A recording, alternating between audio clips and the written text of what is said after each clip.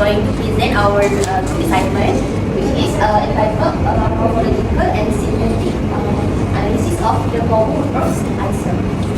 So our group consists of 5 people: Ain, Husna, Adwa, me, Ruhi, and Jah. Okay.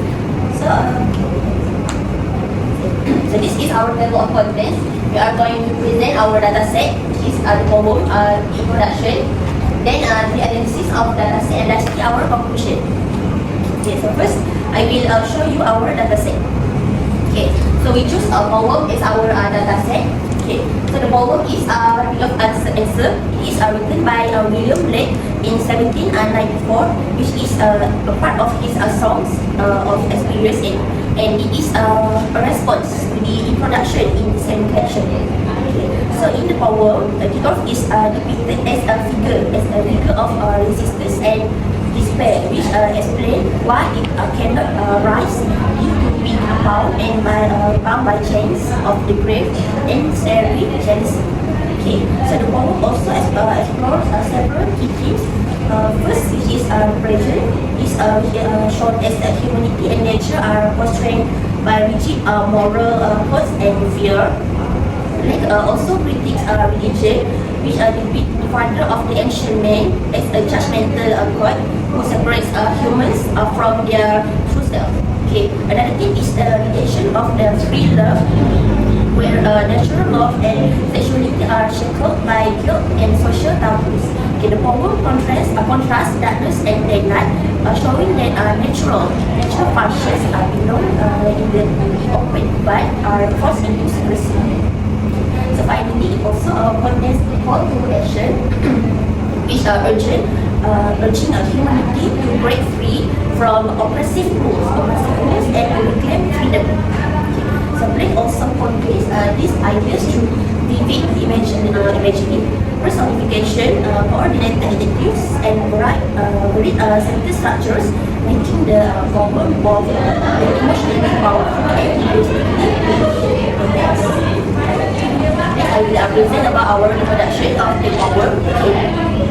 So the reason we choose this poem because it features rich language and vivid imagery, which makes it ideal for observing different linguistic features.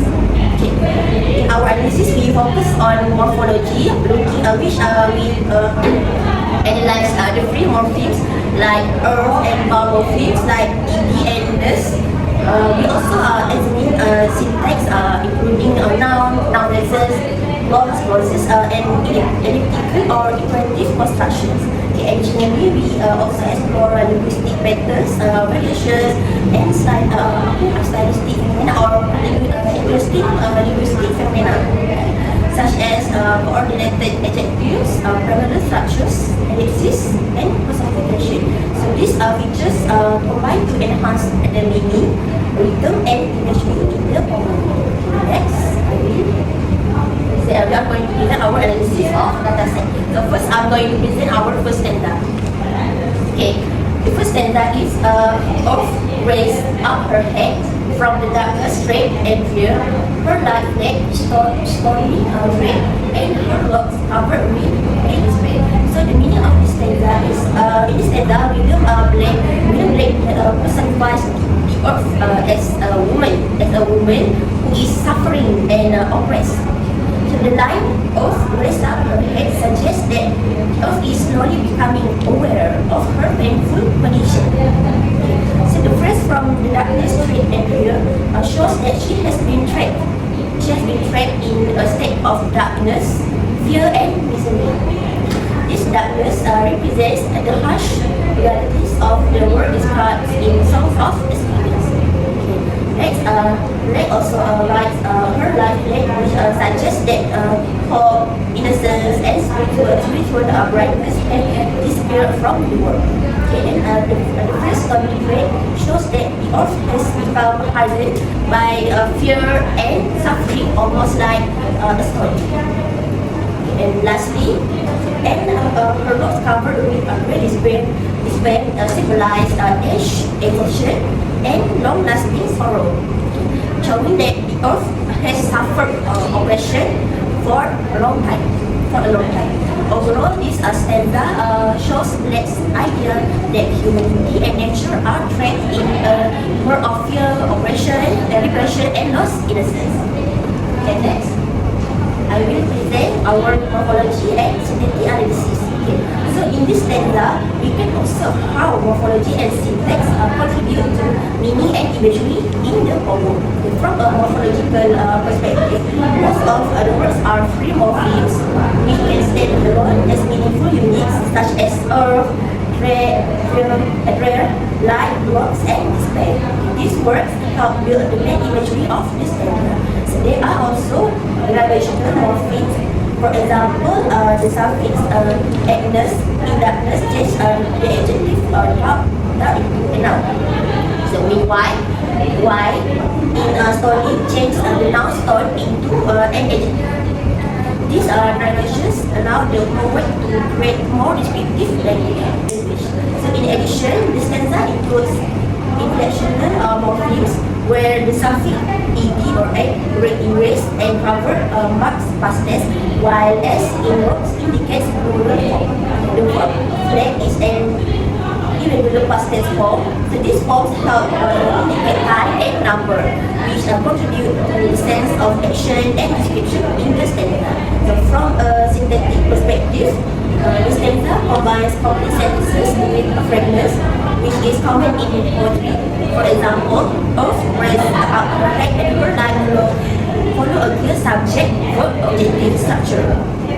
Okay, so the phrase from the darkness, strength, and real function is as a prepositional phrase describing the setting, while story phrase is a noun phrase fragment used for emphasis. Okay.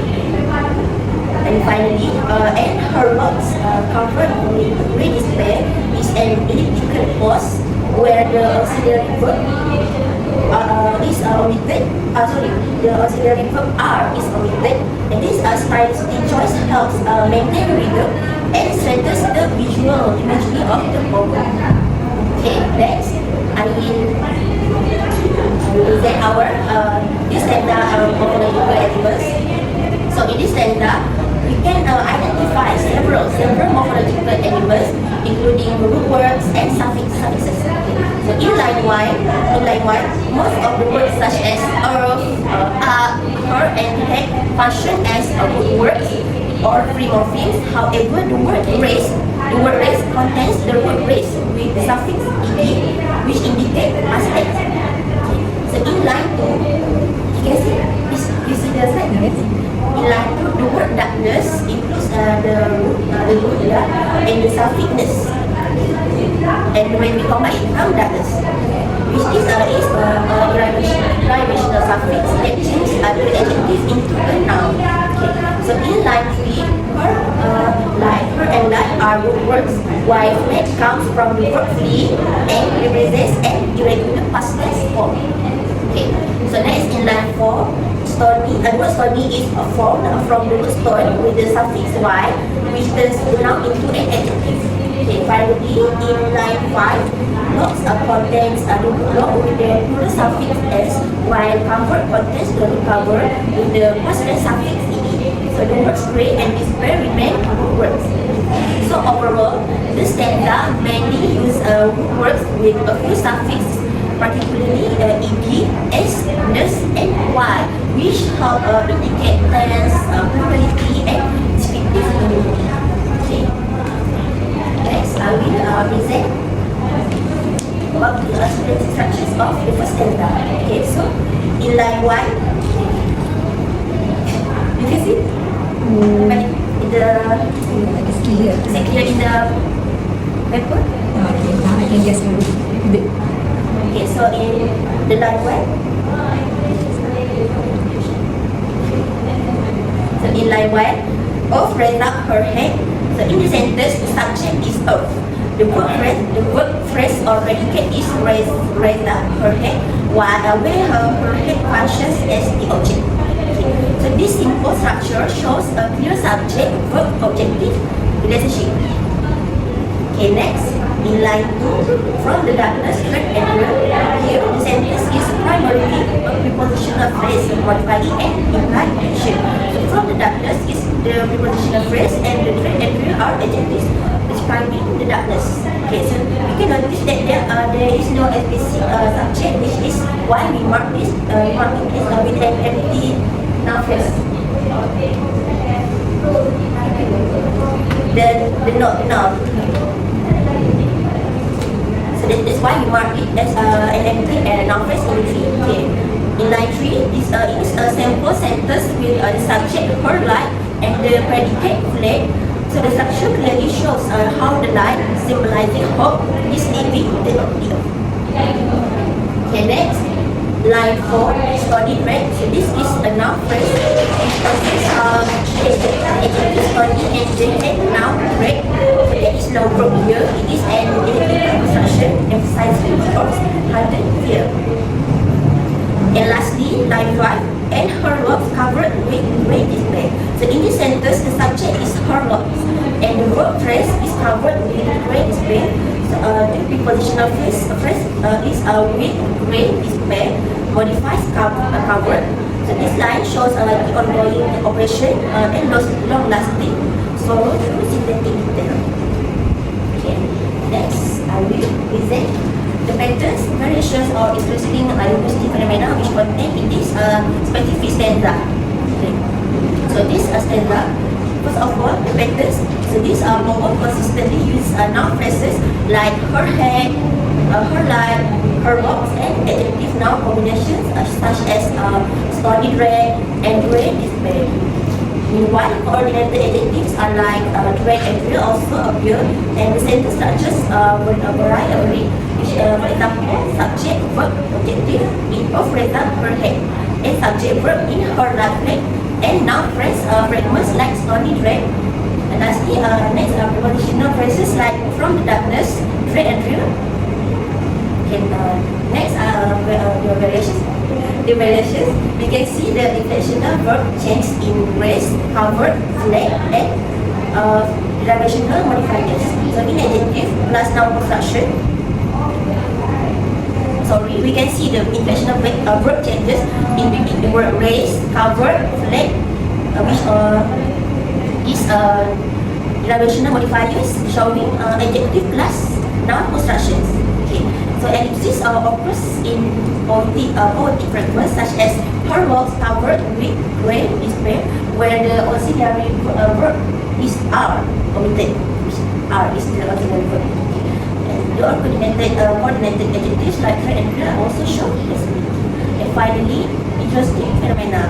There are ellipsis, parallelism, and coordination of adjectives. So in ellipsis, the example is her box covered with gray display, where the auxiliary are omitted. Okay, next, the parallelism in repeated noun phrases, which is her head, her light, and her box. And lastly, the last interesting linguistic phenomena in this stanza is coordination of adjectives. For example, red and real, which emphasize hope. That's all from me. I will pass the presentation to the next speaker.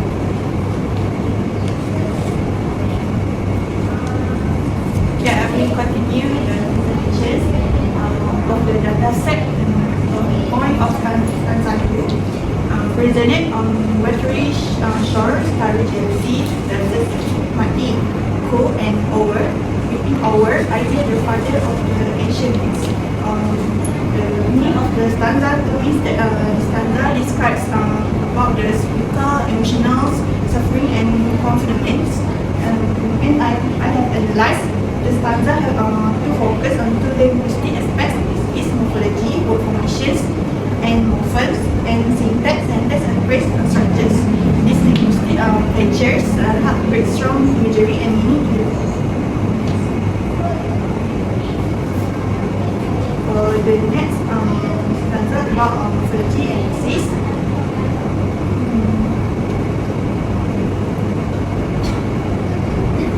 First, for the morphology analysis, the stanza contains many morphemes which are words that can stand alone with meaning. Example include short, thin, cool, fine, derivational services. For example, water plus one, watery, star plus one, starry. The suffix y changes the noun into an adjective which help describes the environment in the world. Next, traditional morphologies. The stanza also includes traditional symbols which shows grammatical forms such as tense or aspects. For example, weeping plus ing, but plus ing. The suffix is ing from the present participle which indicates an ongoing actions. In this stanza, it shows the speaker continuous and emotional suffering.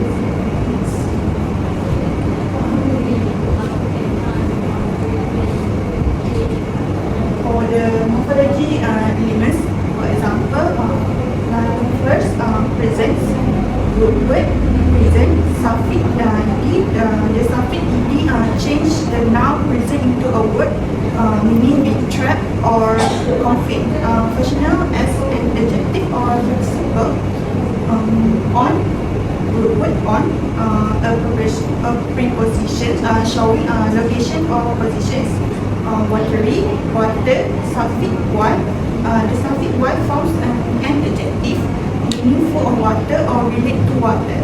For short, root word short, a noun referring to the length at the edge of a sea or lake. For line 2, starry jealousies doesn't keep my thing. For starry, root word star, suffix y, and the suffix y forms an adjective meaning full of stars or like stars. For jealousy, root word jealous, suffix y forms the noun jealousies. It just the adjective jealous into a noun referring to the feeling of envy or suspicion. For dust, the word do, a word used as an auxiliary to emphasize the action thing. For keep, the word keep, a word meaning to hold, guard or maintain. For mind, the word still mind, a possessive determiner showing origin. For dim, the word dim, a noun meaning a small shelter or dwelling. For line 3, cool and over. For cool, the word cool, an adjective describing low temperatures or harsh friendly conditions. For and, the word and, a connecting conjunction used to connect two words or ideas. For hours, the word hours, an adjective meaning grayish or white, often used to describe frost or old age. For line 4, winter hours, the word web, suffix ing. The suffix ing from the present participle describing an ongoing actions, crying or lamenting. Hours, the word hours, a prepositions indicating positions or emotional reflection. For line 5, I hear the father of the ancient man. I, the word I, the first person singular pronoun. Here, the word here, a word meaning to perceive sound. The word the. The defined article used to specify a noun. Father, the word father, a noun referring to a male parent or ancestor of steroid. A preposition showing relationship or positions. There, also the word. The defined article for actions. Steroid, an adjective meaning very old or from a long time ago. For women, the word man is mentioned in regular plural form of man. Morphological change from man to woman.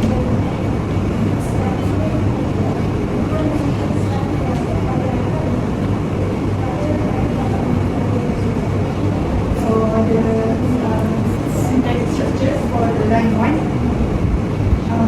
the diagram represents the syntax structures of the phrase presented on watery shores. At the top is sentence which contains the main phrase describe a state or conditions. For presented, function as a past participle or adjective element that describes a situation or state.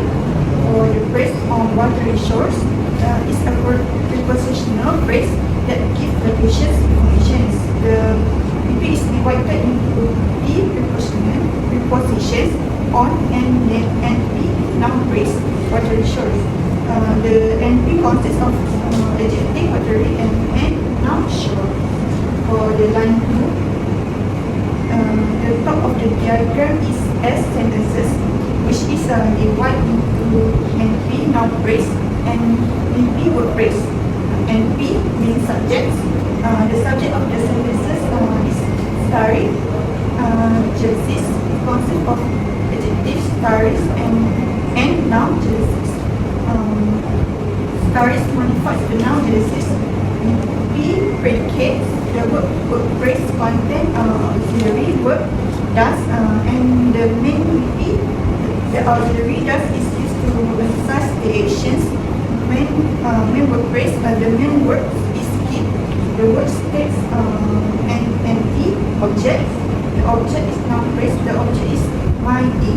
It is made out of possessive determining my and the noun D. For the line 3, the diagram begins with S sentences at the top, which is divided into adjective phrase and word phrase. Adjective phrase, the phrase who and overs form the adjective phrase. Contains two adjectives, who and overs. These adjectives are connected by conjunctions and showing coordinations of adjective. Word phrase VP, the VP contains the word VP.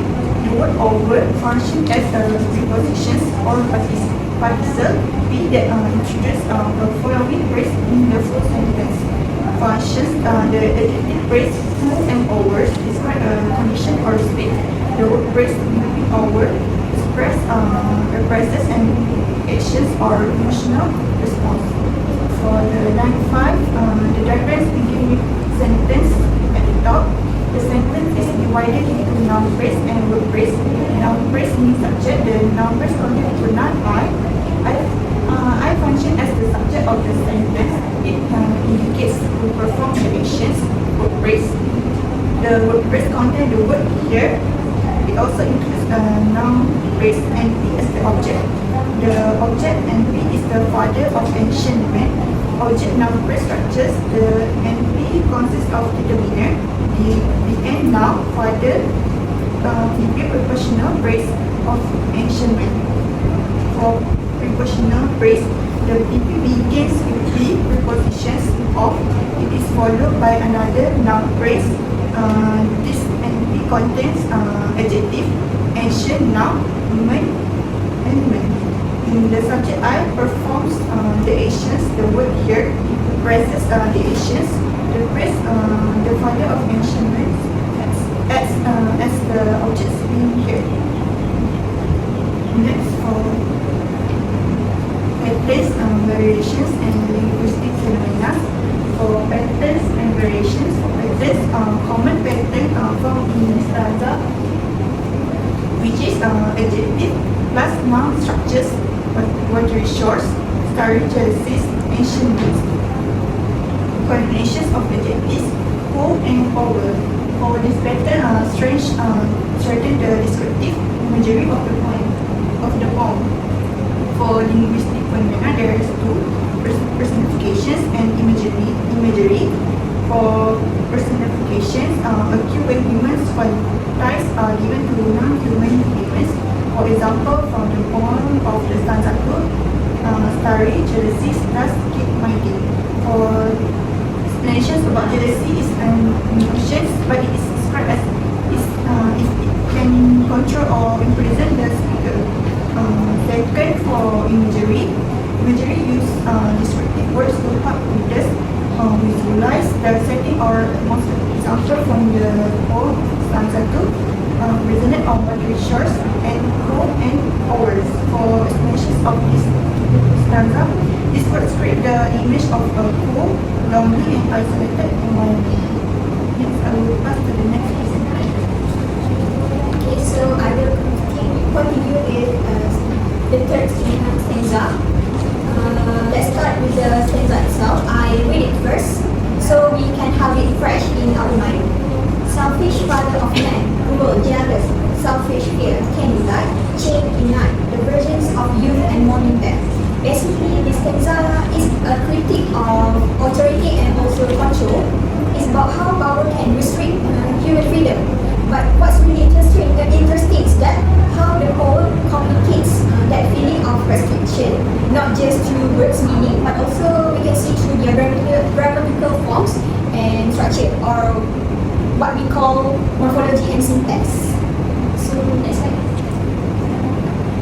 dive into morphology first.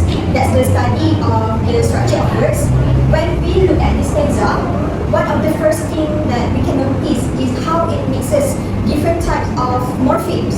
So we have two types of morphemes here. The first is free morpheme.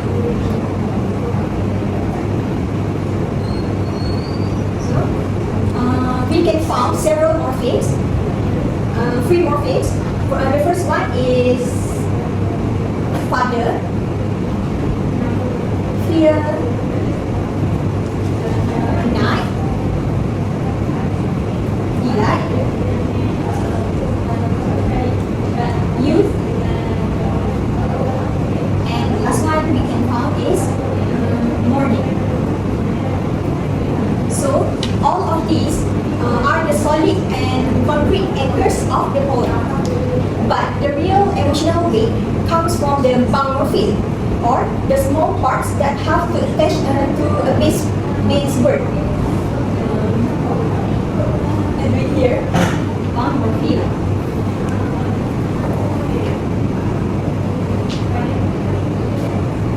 Okay, the first one we can find is the word selfish.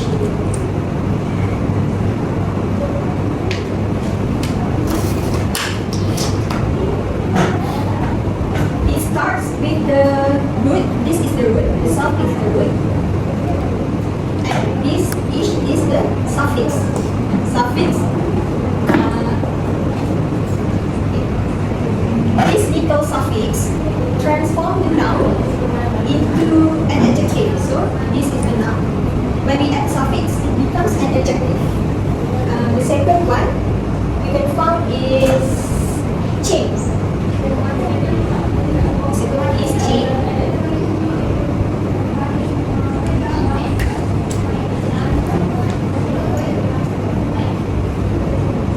So this is the root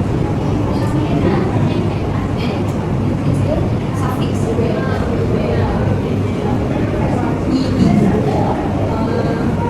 So this creates a past participle.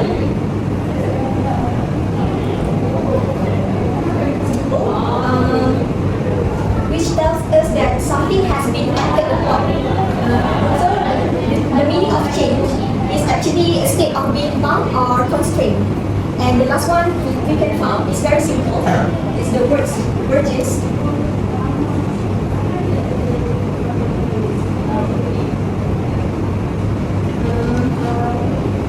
It's only the suffix s, just to tell us that there's more than one, or the plural form.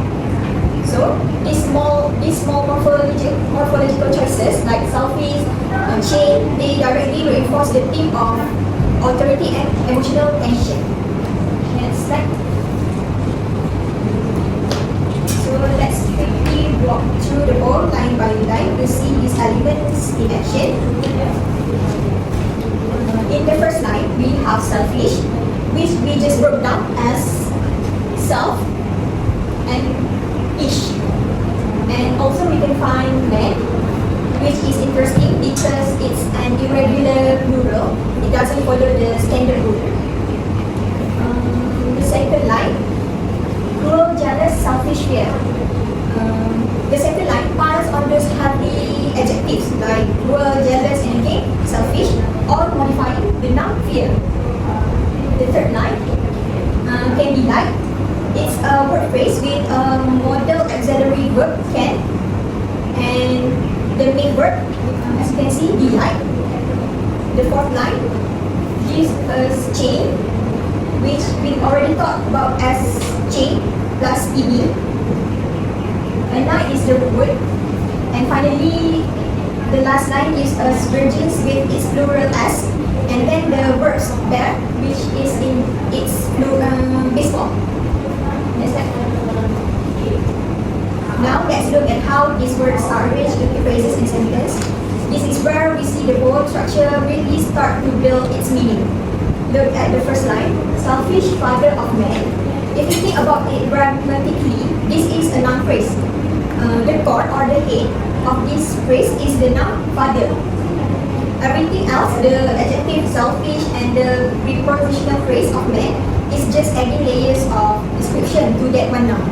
It tells us what kind of father or and whose father he is. The second line, cruel, jealous, selfish, fear, works the exact same way.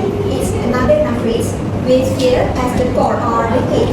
But here, the poet uses three coordinated adjectives in bold, as you can see. Cruel, jealous, selfish. This is not just description, but it's intensification. Listing them like that drives the overwhelming suffocating nature of this fear. The next two lines are fragments, and that's a deliberate choice bounded by the poet. Can be like this a word phrase. We have the modal verb can and the main verb be like, but what's missing? The subject, right? So, who or what can be like?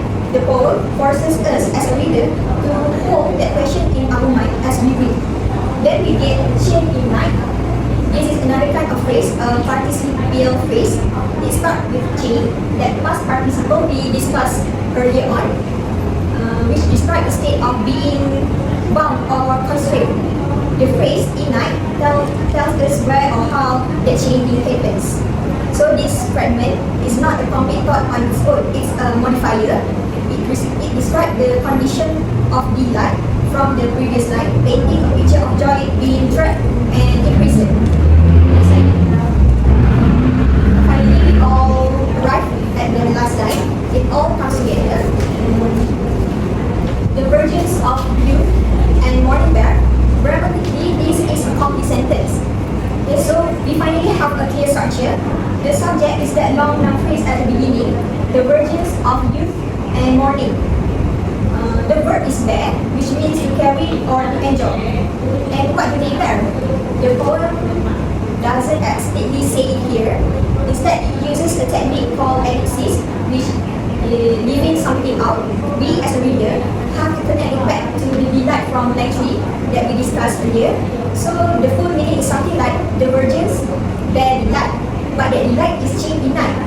The sentence is complete, but its full meaning depends on the fragments that came before it. Next. So to bring it all together, we can look at the big picture, the patterns and the variation.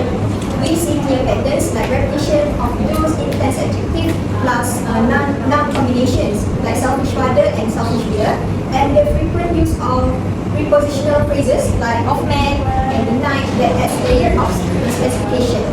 But the poem also plays with a variation. It moves from noun phrase to a verb phrase to a participial phrase and finally resolves into a complete sentence. This creates a dynamic flow, and all of it showcases some fascinating linguistic phenomena.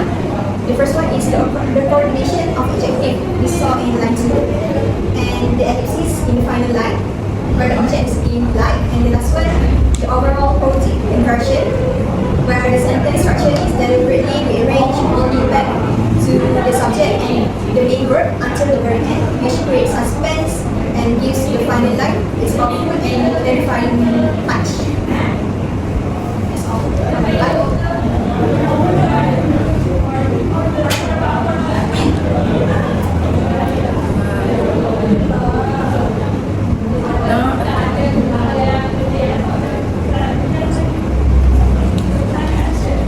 Moving on for my part, stanza 4. I'm just going to read this verse. Does spring hide its joy when buds and blossoms grow? Does the tower sow by night, or the plowman in darkness laugh? So I'm just going to analyze this right through the morphological elements that is in this stanza. So basically, it contains most of the morphemes. Like the red parts that I highlighted,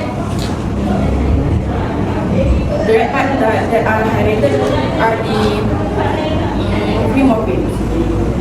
Like spring, hide, joy, buds, and morphemes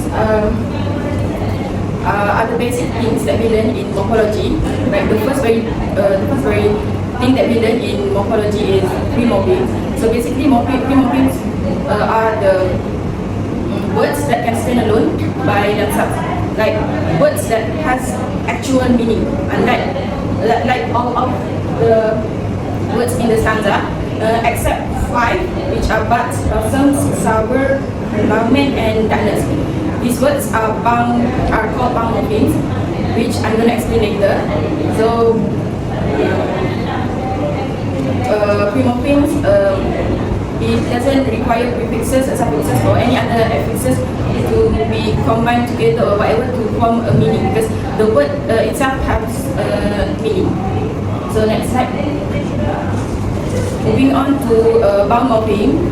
So the highlighted part, buds, blossoms, sour, dormant, and darkness. All of these words have elements of suffixes. The addition of suffixes. So the addition of suffixes itself is function as it needs to be added into a word so that it can form a meaning, because like suffixes as there's no meaning in there, right? So it needs to be combined together to form a meaning. That's basically bound morpheme. For example, buds, the free morpheme is bud, the bound morpheme is the suffix as, and it marks the plural form. And the list goes on like that. Next slide. Syntax analysis. So, in syntax, normally sentences are structured through phrases like noun phrases and verb phrases. That's how we normally see it in tree diagram. But this one, this sentence or line, does spring hide its joy?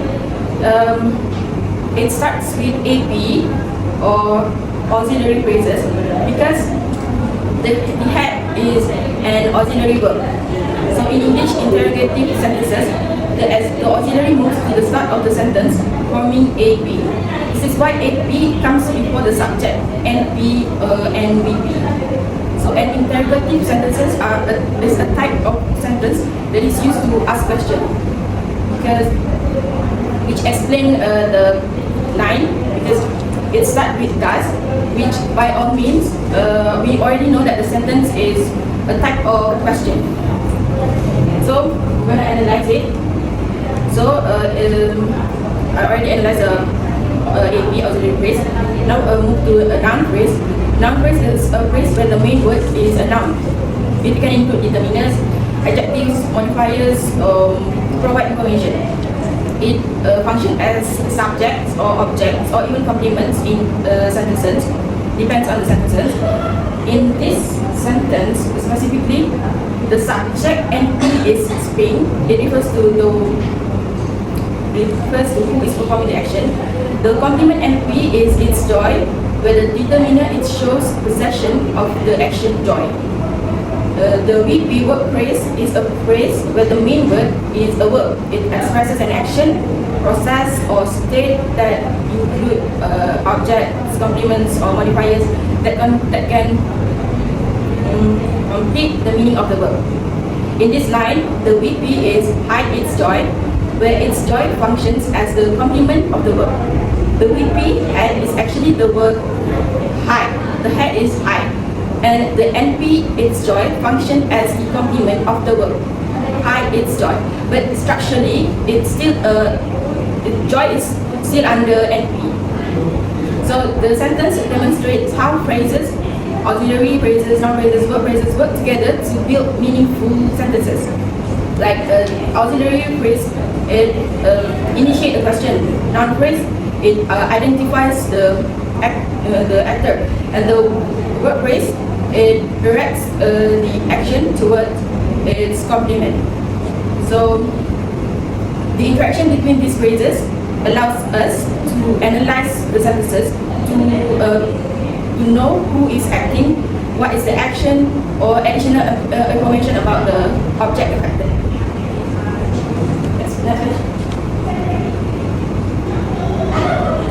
So these two lines are basically the same, not entirely the same, but it's like the same concept. The only difference is when buds and blossoms grow because when it's a conjunction and it's not an auxiliary, so it's conjunction when it is a dependent clause, but the noun-phrase buds and blossoms still functions as a subject, and the VP grow expresses the action. Next. Then analysis. Does the sour by night? So in chapter 6, we have learned about generative grammar that emphasizes that word structure is analyzed through morpho-syntactic rules. And yeah, I'm going to explain about exploratory. Exploratory is big components that place in the morpho-syntactic rules or generative grammar, which the main point is all about the head. So what I noticed in most of the lines in the stanza is, of course, each of the words have, each of the phrases have heads. So this theory proves it that each phrase contains a head or other phrases as a complement or specifier position. For example, the auxiliary phrase AP is headed by does, which marks tense and forms the interrogative structure by moving to the front of the sentence. The subject NP is headed by sour, indicating the performer of the action. The VP is headed by sow. It expresses the main action of the sentence. And finally, the PP is headed by the preposition by, which introduces the phrase by night. So this analysis shows how EXPA theory organizes sentences structurally, where each phrase must have a head, and these heads will be combined with complements to create meaningful sentences. Next.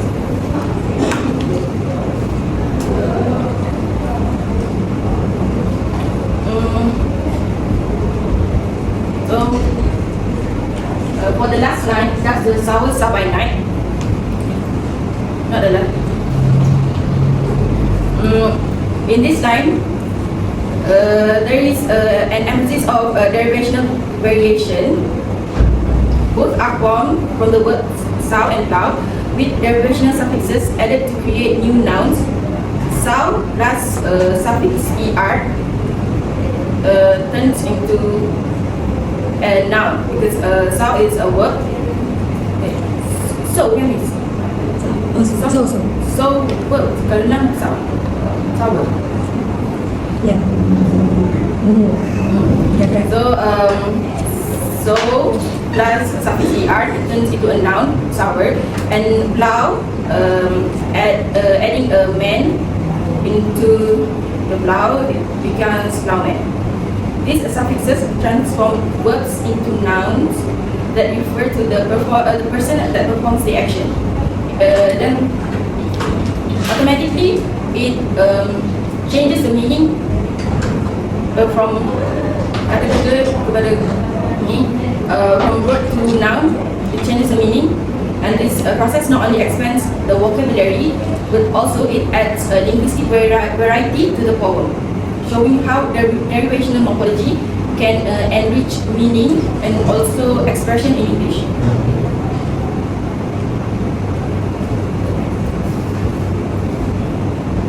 Interesting linguistic phenomena. The stanza also demonstrates interesting.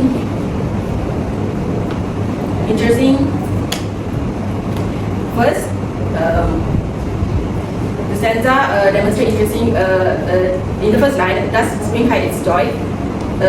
It is subject auxiliary inversion occurs where the auxiliary does moves before the subject spring to form a question, highlighting how English uses word order to signal a question. In the second line, when buds and blossoms grow, it shows a coordination which links the nouns buds and blossoms into a single unit within the subject NP, showing how multiple elements can function together while still maintaining a clear syntactic rule. The structure. This variation illustrates how English syntax allows flexibility in forming questions and combining elements while keeping meaning precise. That's all from me. Moving on to Chang. Next for my part, we read the second one first. Break is a chain that does twist my bones around. The fish, vein, inner vein that we love with bondage bound. In this stanza, the speaker expressed a strong desire to break free from oppression and suffering. The imagery of chains, bonds, and bondage symbolize restriction and control. Through this expression, the poem conveys the emotional pain experienced by the speaker and the longing for freedom. Then, for the last data set, we go to the morphological analysis first. Then, from a morphological perspective, this stanza mainly consists of free morpheme and vowel morpheme. Free morpheme are words that can stand alone and carry meaning independently. In this stanza, example of free morpheme include break, chain, freeze, bone, selfish, vein, eternal, vein, love, and bondage. Each of these words can function independently and contribute meaning of the sentence. In addition to free morpheme, the stanza also contains vowel morpheme, which are affixes that must attach to a root word. For example, the word bone consists of the root word bone with the inflectional suffix s, which indicate plurality. This plural marker shows that the speaker is referring to more than one bone, emphasizing the physical suffering caused by the chain. Another example, we have the word selfish, which contains the root word self and the derivational suffix ish. This suffix change the word into an adjective that describes a negative personal value. The word bound also interesting because it functions as the past participle of the word bind, indicating that love has already been restricted or tied. This morphological element has involved the well-being of oppression, restriction, and emotional suffering. Next, we have syntactic analysis. From a syntax perspective, the stanza contains several structures, including imperative sentences, noun phrases, adjective phrases, and relative clauses. The first line, break is a chain, is an imperative sentences. Imperative sentences are used to give comment or express strong request. In these sentences, the verb break function as the main verb, and the noun phrase is the chain and as the object of the verb. The second line, that does twist my bones around, it was functioned as relative clauses. This clause provides additional information about the noun chain mentioned in the previous line. In this clause, does twist in the verb phrase, while my bond is the noun phrase function as the object. The word around as an adverb that describes the effect of the reaction. The third line is selfish vein from an adjective phrase consists of two coordinate adjectives. Next is the phrase eternal vein is a noun phrase. In this structure, eternal is an adjective that modifies the noun vein, which refers to something that causes harm or suffering. And for the last, the line that free love with bondage bound is another clause that describes how love is restricted by oppression. In this line, love is treated as if it were a human being, which is an example of personification. The phrase with bondage function as prepositional phrase that explains how love has been restricted or imprisoned. Next, morphological element. First, in the line of break distribution, most of the words are free morpheme, which means they can stand alone as independent words with meaning. Next, in the second line, that does switch my goals around. We can identify several morphological components. The word does come from the base verb to, and contain the suffixes s, which makes the third person singular form in the present tense. The word phrase is a root word that expresses the action. The word my function as a positive determiner. The word bonds consists of the root word bone and the inflectional suffix s, which indicate plurality. This means that more than one word is affected. Next, the third line, selfish, vain. The word selfish contains the root word sat and the derivational suffix ish, which change the word into an adjective describing a negative personal quality. The word vain is a root adjective that expresses arrogance and excessive pride. Next, the phrase dependent vain. Both words are free morpheme. And finally, the line of that free love with bondage bound, we can also observe several morphological elements. The word bondage consists of the root word of bond combined with the derivational suffix h, which form a noun that refer to a state of being bound or imprisoned. Okay, next.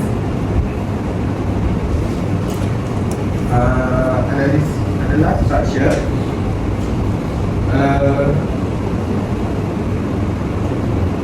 For the sentence, break this chain. The diagram begins with S, which stands for sentence. Since this an imperative structure, the subject is implied and not written explicitly. The sentence mainly consists of verb phrase, where break is the verb. The object of the verb is the noun phrase. This is the chain. Inside this noun phrase, this function as the determiner, heavy as the adjective modifier, and chain is the head noun. For the class, that does switch my bones around. The tree diagram begins with S, which is divided into noun phrase and the verb phrase. The noun phrase contains the relative pronoun that, which refer back to the chain mentioned earlier. The verb phrase contains the auxiliary verb thus and the main verb is. The noun phrase my bones function as the object of the verb, while around act as an adverb modifying the verb phrase. Next is the phrase selfish way, form an adjective phrase. In the tree diagram, the structure contains two adjectives that are oriented together. Next, we have the phrase internal brain, form a noun phrase. The tree diagram, internal function as the adjective modifier and brain as the head noun. And for the last clause, that free love with bondage bound. The diagram begins with a noun phrase containing love, which acts as the subject. The verb phrase contains the verb bound, which describes the action affecting love. The phrase with bondage is a prepositional phrase that explains how love is bound or restricted. Yes, for the better. In addition, this stanza demonstrates several interesting linguistic phenomena. First, it uses a letter where two clauses begin with the verb that. This repetition creates meaning and emphasizes the relationship between oppression and suffering.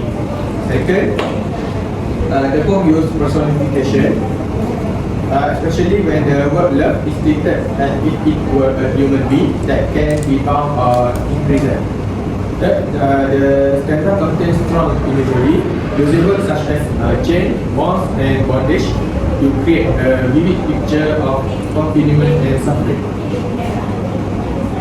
Okay, for the two poem summary, The poem of Answer by William Blake presents Earth as a living being who speaks about suffering, oppression, and the desire for freedom. In the poem, Earth describes how it is trapped in darkness and controlled by powerful force. The imagery of chain and imprisonment represent restriction placed on freedom, love, and natural joy. Through strong emotional language, the poem depicts a fish authority figure who suppress happiness and natural growth. The poem also uses many linguistic features such as noun phrase, coordinated adjective, relative clauses, and poetic fragment. This structure have create reading, emphasize, and vivid imagery. Overall, the poem expresses a powerful message about freedom, human suffering, and the need to break oppressive control. For conclusion, the poem Earth demonstrates how morphology and syntax contribute to meaning in poetic language. The analysis shows that William Blake used various linguistic structures such as noun phrase, operative sentence, coordinate adjective, and relative clauses to create vivid imagery and emotional intensity. Morphological elements such as reversional and flexional suffixes also have combined theme of suffering, restriction, and aversion. Through this linguistic feature, the poem effectively expressed a desire to break free from control and regain freedom and natural joy. That's all from us. Thank you. Okay, thank you.